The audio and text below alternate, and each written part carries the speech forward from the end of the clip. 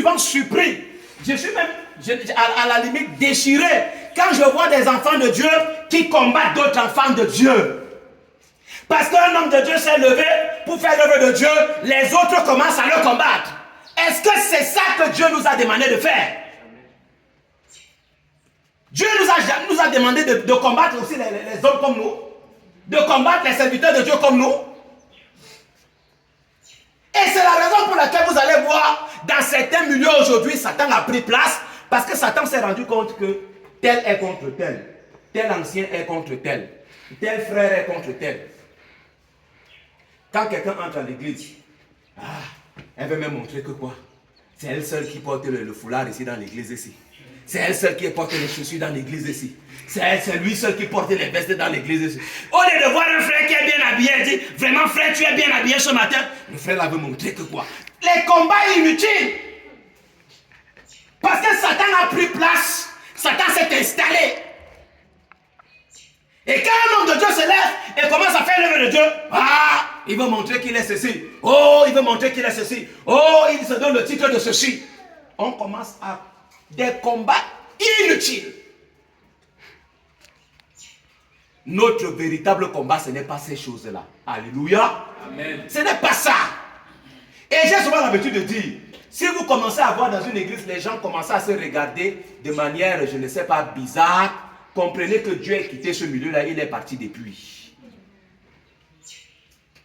Parce que les gens qui sont remplis de l'Esprit de Dieu n'auront pas le temps de regarder la couleur de l'habit de l'autre, la couleur de la chaussure de l'autre, parce que notre cœur, quand notre cœur est rempli de l'Esprit de Dieu, nous regardons aux âmes qui ne sont pas sauvées, nous regardons aux âmes qui sont liées par le péché, nous regardons à ceux qui sont possédés, c'est à eux que nous regardons. Nous ne nous arrêtons pas sur la couleur des chaussures de tel, sur la couleur des cheveux de tel, ainsi de suite et ainsi de suite. Ça ne nous intéresse pas.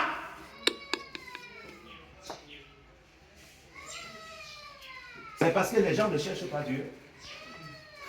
On commence à regarder les défauts sur les autres. Vous savez, ce ministère-ci, c'est un ministère qui est en train de challenger beaucoup. Parce qu'on se demande que comment un groupe de personnes qui ne sont même pas aussi nombreux que ça, un homme peut-être sans intelligence, qui n'était même pas à l'école, qui n'a même pas fait les grandes études, comment est-ce qu'il peut impacter, influencer les gens comme ça? Ils sont étonnés, ils sont dépassés. Oui, tant qu'on ne regardera pas à Dieu au travers d'Audi, les gens auront perdu. Tant qu'on va regarder que c'est un homme qui n'était pas instruit, un homme qui n'est pas allé ceci, qui n'a pas eu les diplômes, qui n'a pas eu... C'est zéro tout ça. Devant Dieu, nos diplômes ne servent à rien. Devant Dieu, tes diplômes, BEPC, probatoire, doctorat et tout ce que tu connais, c'est nul et de nul effet. C'est de nul et de nul effet. L'apôtre Pierre a fait quelle grande école? Jean a fait quelle grande école? Je ne dis pas que l'école est mauvaise. Moi-même qui vous parle, j'ai le doctorat. L'école n'est pas mauvaise. Mais ça ne veut pas dire pour autant que ça doit prendre une place importante plus que la paix de Dieu dans la vie d'un homme. La paix de Dieu et la présence de Dieu dans la vie d'un homme vont plus que tous les diplômes qu'il peut rassembler. Lorsqu'un homme porte la grâce et que toi tu portes un sac de diplômes, il pèse plus que toi. Écris ça dans ton cahier. Écris ça. Lorsqu'un homme porte la grâce et que toi tu portes un sac de diplômes, il pèse plus que toi. C'est pourquoi nous on peut venir essuyer les chaussures de l'homme de Dieu avec le doctorat au dos. On prend quand même la chaussure de l'homme de Dieu, on essuie. Si vous ne comprenez pas ça, vous savez que vous n'allez pas comprendre le fonctionnement du monde spirituel. Alléluia. Donc, je reviens maintenant dans notre texte pour dire que nous avons besoin d'être remplis de la puissance d'en haut, parce que nous savons que là où nous sommes, le milieu dans lequel nous sommes, nous ne sommes pas seuls. Il y a les autorités à gauche, il y a les principautés à droite, il y a les dominations là-bas. Nous sommes entourés de démons, nous sommes entourés de sorciers, nous sommes entourés de tout genre d'armées de Satan. Comment toi, enfant de Dieu, tu pourras vivre dans un monde pareil et croire que tu seras à l'aise si tu n'es pas rempli du Saint-Esprit? Il y avait un frère qui était venu sur le lancement de la mer. Il était venu avec mon petit frère. Vendredi, jeudi passé, il a failli mourir. Il était même mort. Il était même mort. Et il est revenu. Comment? Qu'est-ce qui s'est passé? Le frère commence à ressentir des douleurs atroces au niveau du ventre. Les douleurs, il vomit, diarrhée et tout ça, mais il ne comprend pas. À un moment donné, il sent que le corps est en train de le lâcher. Il sent qu'il est en train de perdre les forces. Il commence à sentir les crampes dans tout le corps. Il a eu le réflexe de m'écrire un message, chose qu'il ne m'a jamais écrit. Il m'a écrit un message, il me dit, Roger, s'il te plaît, pasteur Roger, prie pour moi, s'il te plaît. C'est très grave et c'est très sérieux. Quand j'ai vu ça, j'ai arrêté tout. J'ai dit, mais ça c'est... Ce frère ne m'a jamais écrit comme ça. Il était 15 heures quelque chose. Je prends mon téléphone, je l'appelle. J'appelle mon petit frère qui est ici. Je lui dis, descends rapidement chez Romain. Il y a un problème là-bas. Il arrive, il trouve que sa femme est en train de pleurer. Oh Jésus. Le monde des ténèbres est méchant. Hein? Sa femme est en train de pleurer.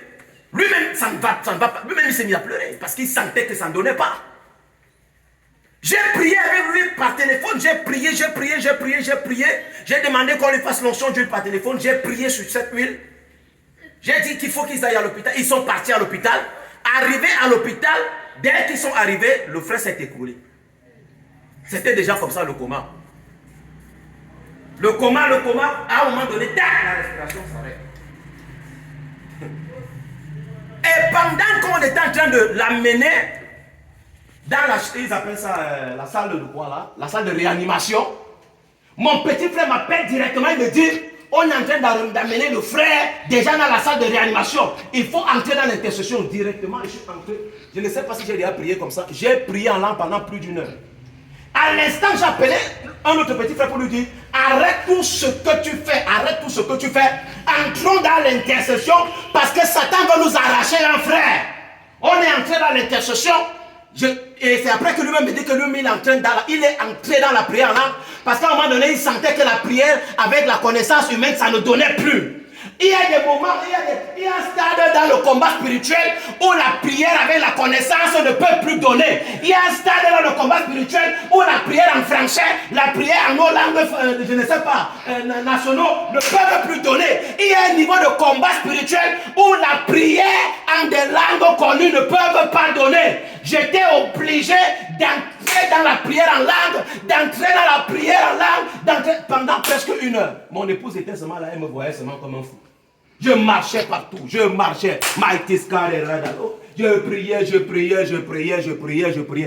Quand j'ai fini, j'ai fait presque 1 heure de temps.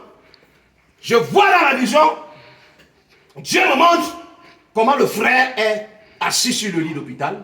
Il est déjà revenu en lui et il avait une perfusion à la main gauche. J'ai arrêté la prière. J'ai appelé mon petit frère, je lui dis, il va déjà bien. Va, tu trouveras qu'il est assis. Et dès qu'il est entré, il dit, c'est vrai, il est assis et il a même la perfusion à la main. Amen. Quand j'ai dit ça, j'ai dans le gloire. Quand le frère revient en lui, il nous dit, à un moment donné, il s'est retrouvé de l'autre côté. Il a vu une grande lumière qui l'a tiré à lui. Et au fur et à mesure qu'il s'avançait, il se rendait compte que tout allait bien. Il était en parfaite santé sur lui-même. C'était la mort. Et c'est en ce temps-là que sur la terre, on avait déjà considéré qu'il est mort. Sa femme, heureusement, a eu un réflexe de taper sur sa poitrine 5 fois. Et je lui ai dit, tu sais ce que tu as fait en tapant ton mari 5 fois sur la poitrine? Tu as écrit le nom de Jésus. Alléluia. Elle a tapé 5 fois sur la poitrine du frère. À la 5e fois, le frère est revenu. Jésus. Elle a tapé J-E-S-U.